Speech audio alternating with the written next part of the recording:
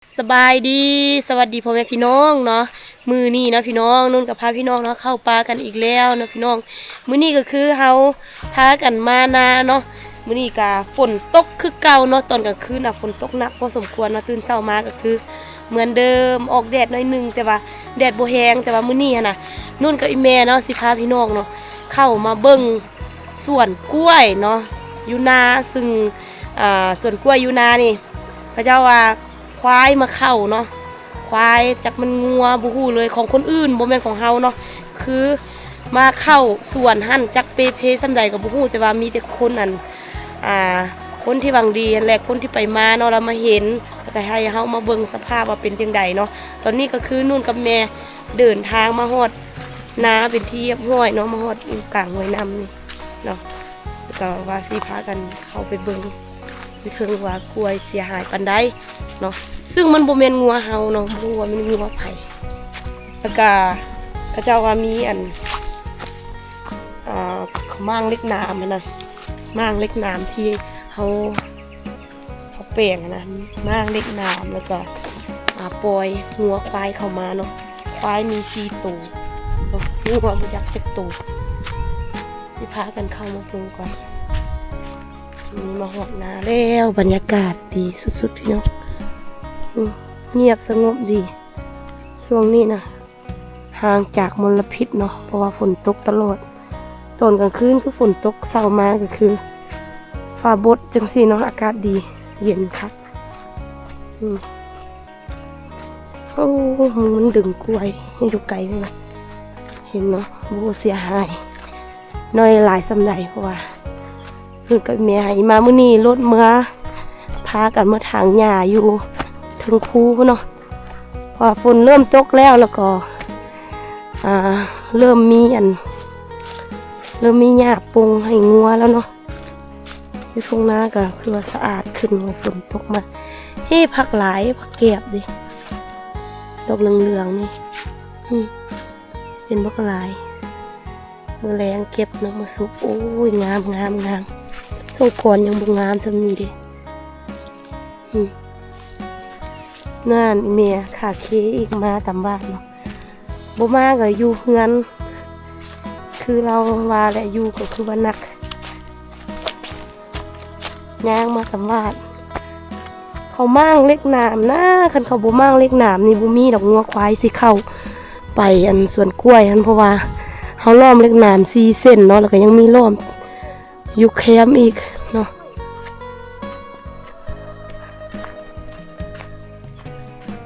ต้องมองมาเรา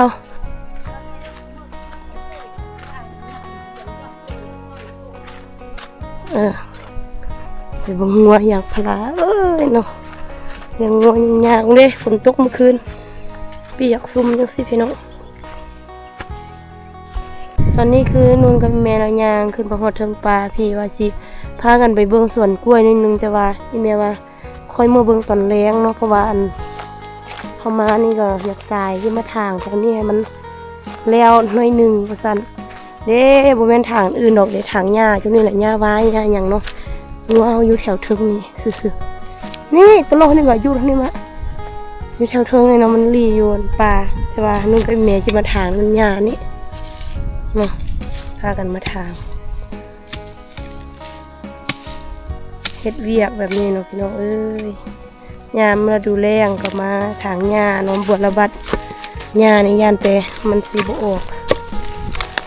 ให้งัวให้หยังเนาะก็สิเลยอาชีพที่เราใฝ่ฝันอยู่กับพ่อแม่แล้วก็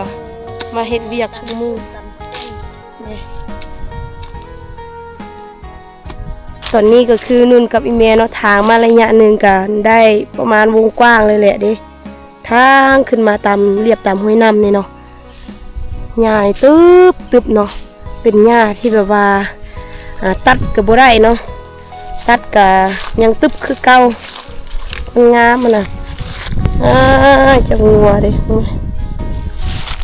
งัวที่ตายช่วงแล้วเด้คือพี่ดีงามเนาะงัวกับมาอ้อมหอบเขาอยู่แถวนี้ซอกกินอยู่บริเวณใกล้เคียงพี่น้องเลยมันก็อีแม่ทางโอ้ตั้งแต่อยู่หลุมพุ่นขึ้นมาเดี๋ยวนี้ยังไม่ได้กินข้าวเถอะพากันเฮ็ด เนาะทางเพื่องงัวนี่แหละเนาะเพราะว่ามันตึ๊บแบบหญ้าลุกบ่ได้เลยนะแล้วมันเป็นแต่หญ้าผักกูดนี่เด้หญ้าผักกูดปลานี่นะเด้เขาได้ขุดเฮ็ดจังซี่ได้บ่ขุดแนวนี้บ่ได้นี่มันก็พาไปวางนี่เด้แม่เอาแวกแล้วก็เสียเอาค่อยพากันเสียไข่หน่อยนึงเนาะแถวนี้มันห่มเย็นแล้วก็เอาเสียมันก็บ่ยากคือแถวแข็งอะนะแถวนั้นนู้นน่าจะแข็งไม่ได้แล้ว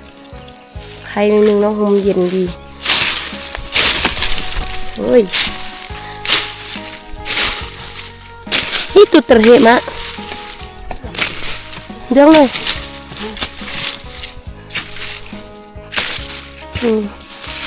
พกยาเนาะยาดีกระเพาะดีลำไส้โอ้ยตอนนี้แหละโอ้วิมะคมคักดึงเอาเลย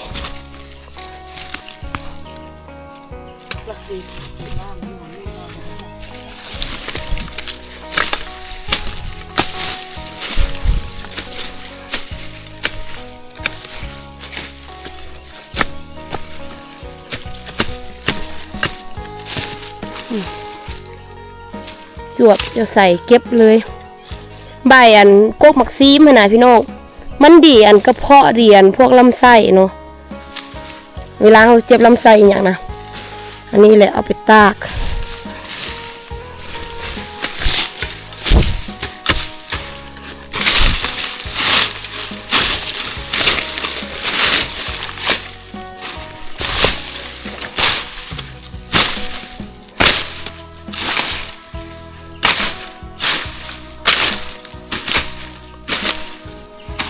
แนวทางแถวนั้นมันตึบนอนแล้วมันมีงูขนาดเขาก็เลยแบบโอ้ที่ทางนี่จักมือกับบุฮูกันพี่น้องในวงกว้างเนาะทั้งอิดกับมันมีน้อยๆแถวซุ่มหันแต่ว่าเดี๋ยวนี้มันขยับขยายคือว่าวันเลยลงมาพี่เนาะเป็นวงกว้างแล้วก็เข้าทางมือนี่มืออื่นมือหน้าต่อไปบางที่อาจจะเลี้ยวแต่ว่าอยู่แถวเทิงนี่มันแต่กุกอันนี้หมด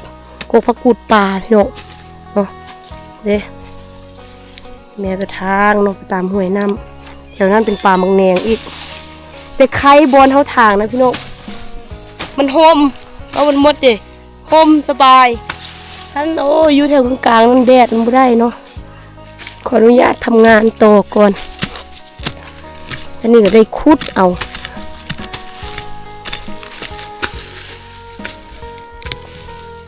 ก็ผักกูดปักใหญ่ๆเด้ออกเป็นเครือคือเด้ผักกูดดีเลยงัดออกเนาะทางไปทางมาเนาะตอนนี้หิวข้าวแล้วจะมากินข้าวสวยกันพี่น้องกินข้าวกับปิ้งป่าโฮมาแต่บ้านกับกล้วยแค่นี้เลยทุกคนมาเด้อกินข้าวสวยน้ำกันเบิ่งบอลปะข้าวนี่ก็ได้นี่นะไม่มีอะไรเลยกินข้าวโฮป่ามาเด้อพี่น้องกินข้าวสวยน้ำกันกินข้าวกับปิ้งปลาปลาปี้นี่นะกินแบบง่ายๆกินกลางดึงอยู่กลางซ้ายทางนี่พอนี่จะกินข้าวพักกันล่างมือกินข้าว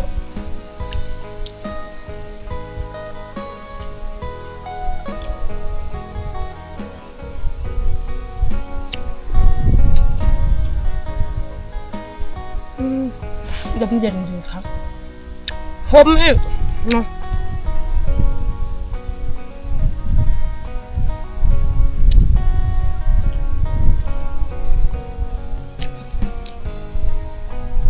เป็นปิ้งปลาที่ถูกต้องมีแจวซอยเนื้อบะฮอแจวมาสวยมาเป็นดี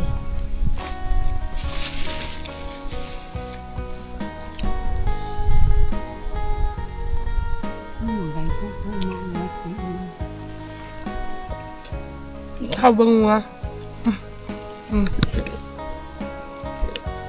วันสามีเนาะ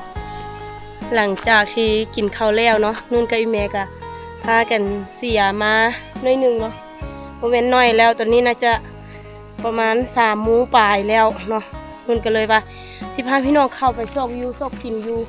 ในป่าอยู่แถวเทิงเนาะมันจะมียามนี้มันจะมีดอกไม้นะเกิดหลายชนิดเนาะพี่น้องแล้วมันเป็นกลิ่นอีกเนาะมีทางดอกซอมีหลายชนิดได้เด่นนุ่นมานี่เห็นมากอย่างพวกมันเป็นดอกไม้นะแต่ว่าน่าจะบ่เป็นกลิ่นแต่ว่าดอกไม้ที่นุ่นวานะแต่ละปีนุ่นกับพาพี่น้องไปเก็บอยู่เนาะมันเป็นสีส้มๆนะเนาะปีนี้ก็เห็นแบบเด้แถวเทิงนี่คุณที่มาเบิ่งว่ามันตกแล้วบ่เนาะมันล้นแล้วบ่มันล้นเขาก็สิเก็บเมื่อเฮ็ดแนวกินที่เทิงปลาคุณมายำนี่นะปลาในบอกงามมันเป็น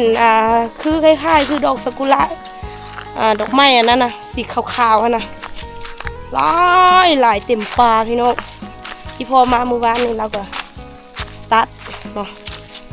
ว่าจะเก็บนี่มันบ่ได้เด้เราตัดเอาอัน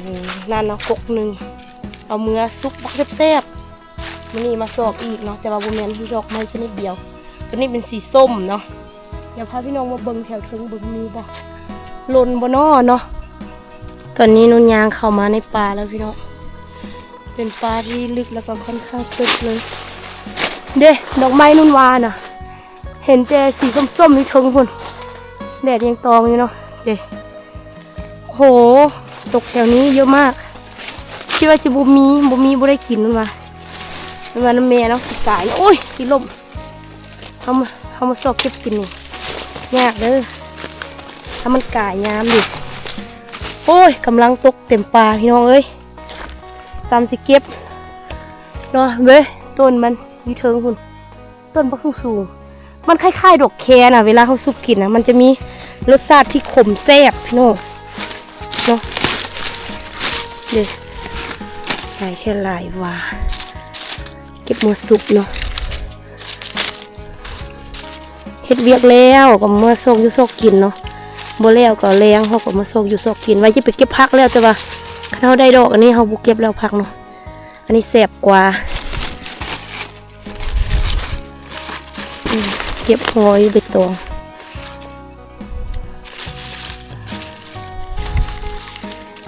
สะอาดเนาะตกใหม่ๆเขาก็เลือกเก็บอันใหม่เนาะว้าบ่งามสุดยอดน้องแนวอยู่แนวกิน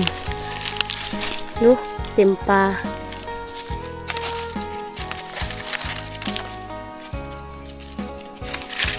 ขนมเขาดูมันเนาะเข้ามาปลากันย้ำเราดูอย่างเขาก็ได้กินถ้าโบดูมันขี้ข้านมันโบได้กินอย่างแหละ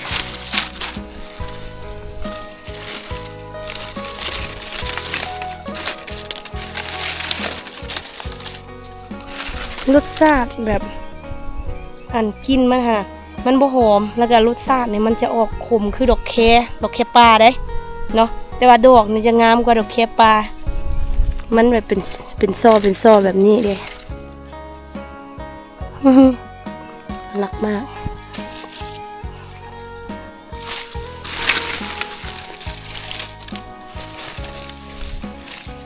เขาจะเลือกเก็บตัวที่มันตก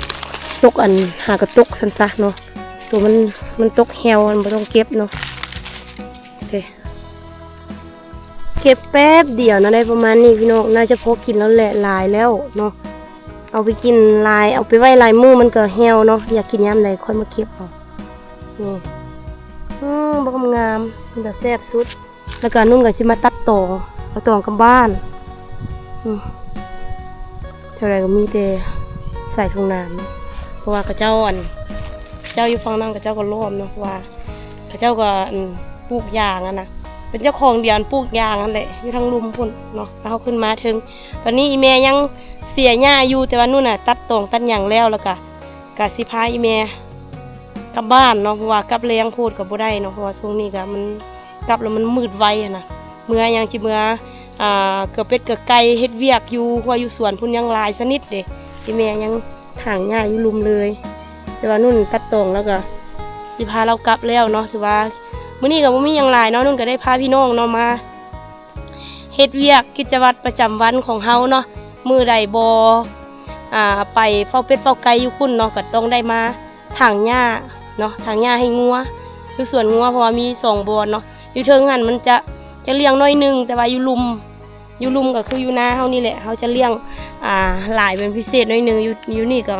ยังมีแต่งัวน้อยเนาะขายบ่ได้มีแต่งัวน้อยกับตัวแม่เนาะเขาก็ไว้เป็นแบบเป็นแม่พันธุ์ซั่นซะปีหน้ามันมีหลายคันว่าบ่เป็นพญาติพะเยาเนาะเฮาก็จังสิได้ขายไปปีละน้อยค่ะคือว่าได้เงินเป็นค่ายุค่ายาเนาะทั้งตัวเองทั้งสัตว์เลี้ยงก็คือสัตว์เลี้ยงเขาก็ได้ซื้อยาซักทุกปีเนาะซื้อวัคซีนซักคันแหละป้องกันพยาธิแล้วบวกเฮาอีกก็พอย่างเป็นซั่นซะพอบ่ให้แบบบ่เฮาย่างลำบากเป็นหลายกว่านี้เนาะ ก็คือแบบแต่ละปีก็มีแต่ว่าเลี้ยงงัวตัวใดใหญ่ก็ขายออกซื้อข้าวซื้อน้ำซื้อแนวอยู่แนวกินที่จำเป็นแบบสบู่อีหยังต่างๆเนาะพี่น้องก็ถือว่าคลิปวิดีโอนี้ขออนุญาตปิดเพียงเท่านี้เนาะขอบใจพ่อแม่พี่น้องที่มาติดตามรับชมคลิปจนจบและคอมเมนต์ให้กำลังใจตลอดมาเนาะขอบคุณหลายๆเด้อพี่น้องไปกันเด้อบ๊ายบาย